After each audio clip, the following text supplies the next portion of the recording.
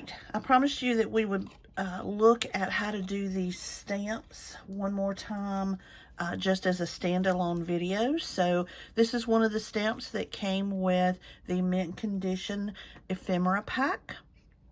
And I'm going to show you how I do the edges of this. I'm going to actually do one side one way and one side another way, just so you can kind of see the difference. So for one side, I'm going to use just a regular pair of hole punch pliers, I guess is what they're called. But this one has a little bit smaller hole punch where it punches. This is your standard hole punch that would punch like the holes you have in notebook paper. This one, as you can see, is a little bit smaller. And those of you that have a crocodile, you could use a crocodile for this if you wanted to. Mine's just one of the bigger, clunkier ones, and this is easier to me. So a little smaller hole punch, and we're just going to put our stamp in here and go about halfway.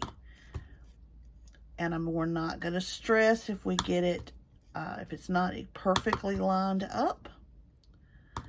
We're just going to get it as close as we can, because the inking that we'll probably do on the edges will cover up any imperfections. It's one of the reasons that I like to ink my edges.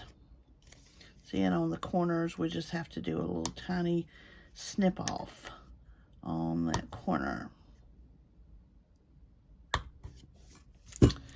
And so, see, you can see that I did not get it perfect, but by the time we take our ink and tap down through here, just a little bit, you can't tell that we didn't get it right. It just looks like a stamp that's been ripped off of another stamp.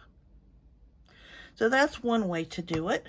Another way to do it would be with a pair of pinking shears like this. Now, this is a pair of standard, what I call standard, the kind of pinking shears I grew up with. This is the kind that my mother had, that when she would sew, make quilts and clothes and things, she always cut her fabric with these so it didn't ravel quite as bad or quite as soon. So these are just your standard pinking shears.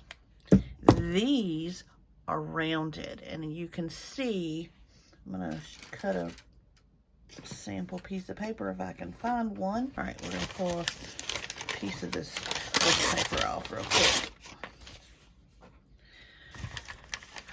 You can see they're rounded on this side, rounded out on this side, rounded in on this side. So the direction you cut changes.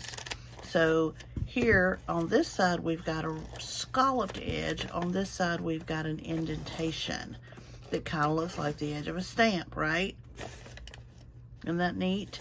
So for the other side, if we cut it this way, we're going to have that scallop edge.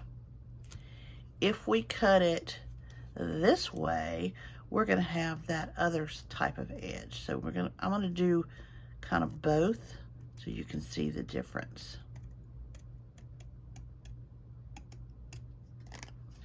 There is, and I'll ink it so you can see the edge.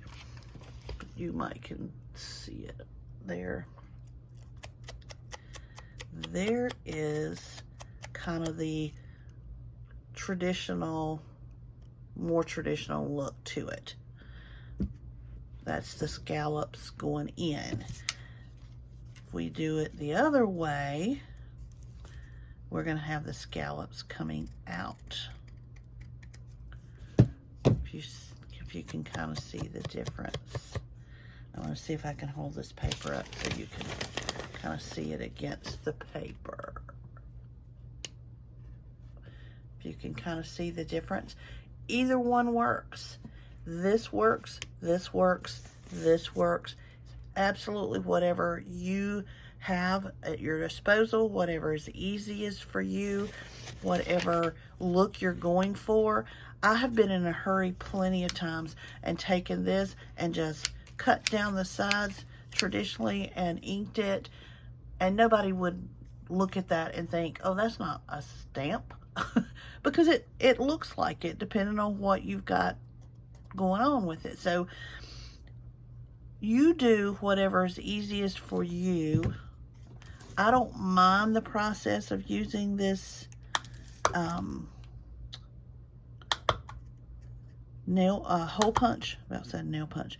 This hole punch for this process. So I will probably continue to do mine most of the time this way, because I am also probably going to always ink mine, because as I said, I like the way the inking process kind of helps camouflage any of your imperfections or any of your mistakes. So, but even at this, even though I have 3 different patterns on this stamp, there is absolutely no reason that I cannot use that stamp in a collage, in a junk journal, and it be absolutely beautiful. No reason whatsoever.